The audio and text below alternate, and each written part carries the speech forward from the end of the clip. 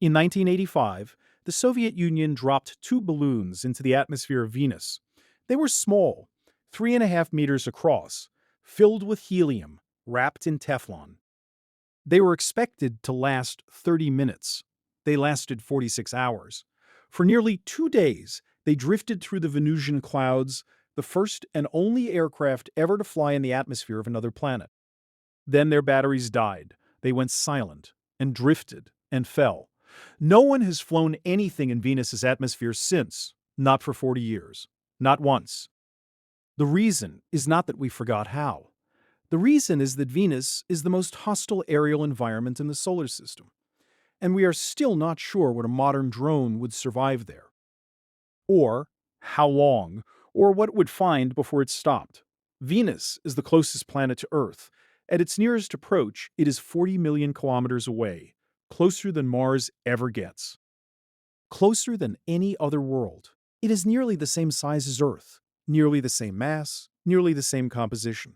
By every measure of planetary formation, Venus should have been Earth's twin. Instead, it became something else. Its surface temperature is 465 degrees Celsius, hot enough to melt lead.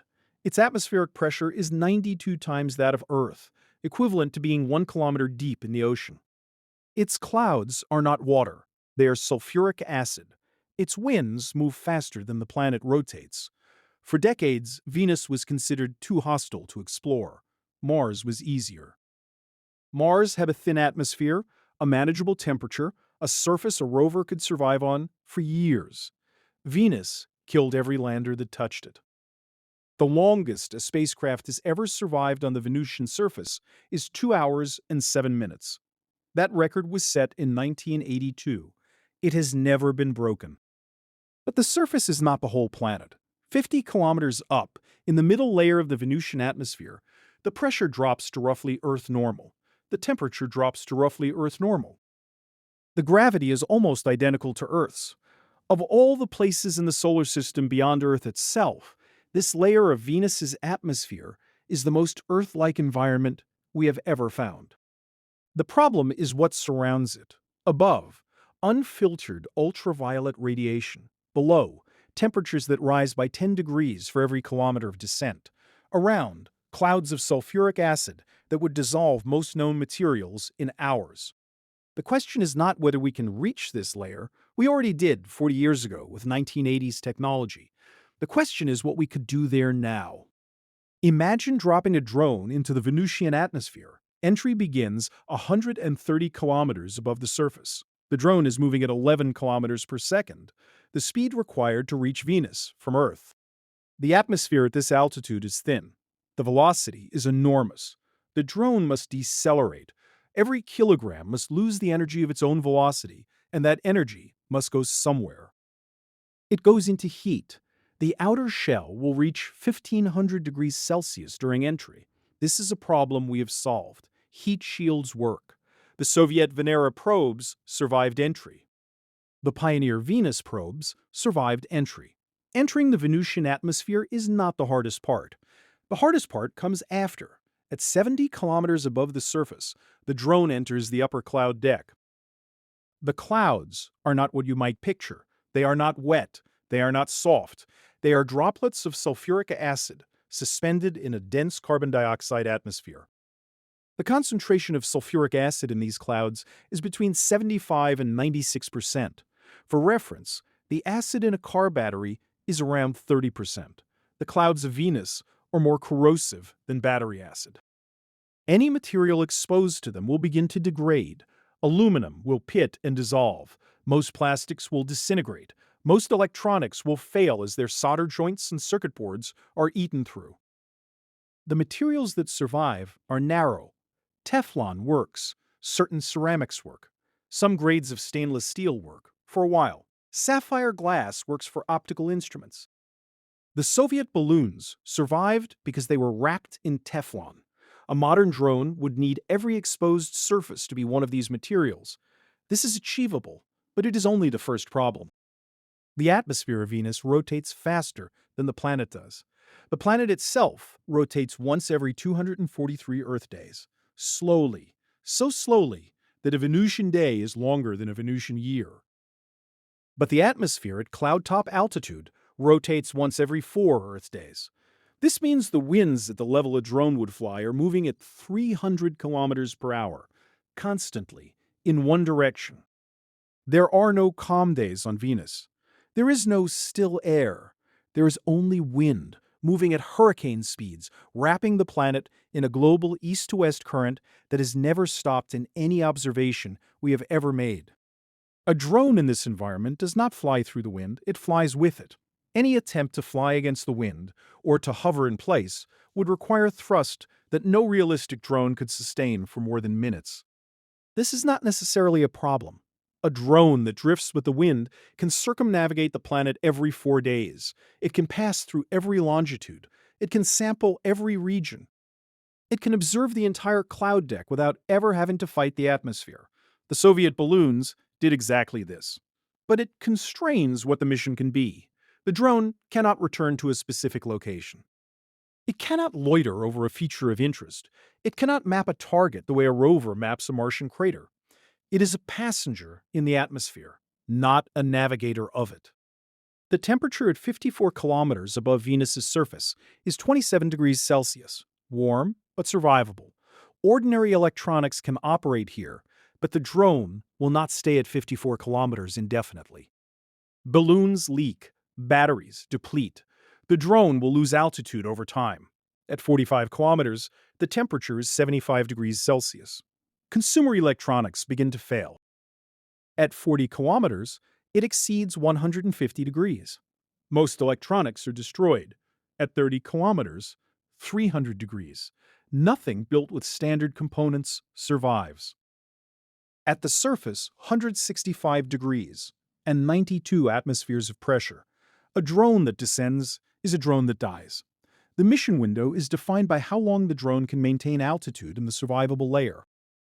The Soviet balloons stayed aloft for 46 hours before their batteries failed. A modern drone with better batteries and better propulsion could last weeks. With solar power, and Venus receives twice the sunlight Earth does, it could last indefinitely, as long as the acid does not eat through the structure first. NASA has studied a concept called HAVOC, the High Altitude Venus Operational Concept, a solar-powered airship capable of flying in the Venusian cloud layer for months or years. The concept is technically plausible. It has not been funded. It has not been built. It exists as a set of engineering studies in a filing cabinet at Langley Research Center. Assume the drone survives. Assume the shell holds. The electronics endure. The batteries last. The acid does not eat through the seams. What would it find? The Venusian atmosphere is one of the least understood environments in the solar system.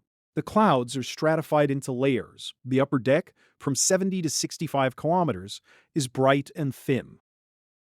There may be structures in the clouds that no observation from orbit can resolve. There may be chemical gradients that no probe has measured. There may be evidence of processes we do not understand. There may be structures in the clouds that no observation from orbit can resolve. There may be chemical gradients that no probe has measured. There may be evidence of processes we do not understand. And there may be something else. In 2020, a team of astronomers announced they had detected phosphine gas in the Venusian atmosphere. Phosphine is a molecule that, on Earth, is produced almost exclusively by anaerobic life. There is no known abiotic process that produces it in the quantities that were reported. The detection was controversial. Subsequent observations questioned whether the signal was real. Some analyses suggested the original interpretation had been wrong. The question is not settled. Nobody claims that Venus's atmosphere is inhabited, but nobody can rule it out either. If life exists anywhere on Venus, it exists in the cloud layer. In the temperate zone where a drone would fly, the technology exists. The materials exist. The mission profile has been designed. The scientific case is strong. Venus is closer than Mars, cheaper to reach, and in its cloud layer, more Earth-like than any other environment in the solar system. And yet, in the 40 years since the Soviet balloons went silent, no space agency has flown anything in Venus's atmosphere. Mars has been the priority for 4 decades. Every rover, every lander, every orbiter that could have gone to Venus was sent to Mars instead. The Magellan orbiter, which mapped Venus's surface with radar, completed its mission in 1994. No dedicated NASA Venus mission has flown since. The European Venus Express operated from 2006 to 2014. The Japanese Akatsuki is still operating in a compromised orbit, doing what it can. Neither flew anything through the atmosphere. In 2021, NASA announced 2 new Venus missions, Da Vinci and Veritas. Da Vinci will drop a probe through the atmosphere and transmit data during its descent. The descent will take about an hour. Veritas is an orbiter. Neither is a drone. Neither attempts to fly anything in the atmosphere for more than the duration of a single fall.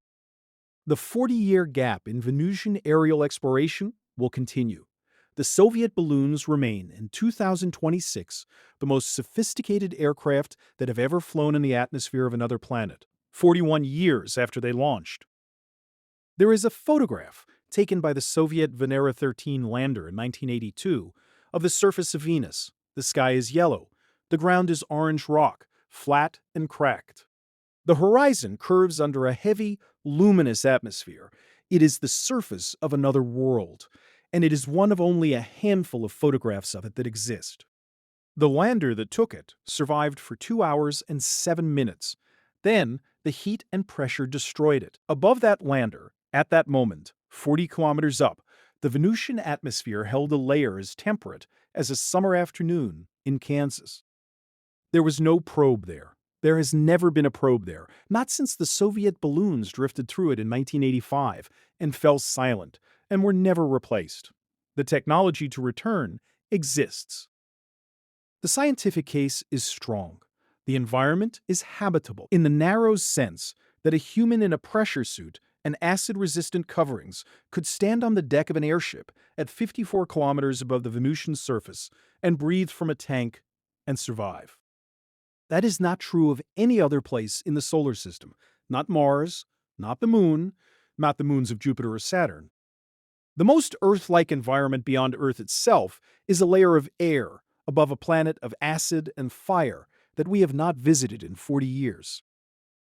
One day, if a drone is built and launched and threaded into that layer, it will drift with the wind at 300 kilometers per hour, wrapped in Teflon, transmitting through the acid haze.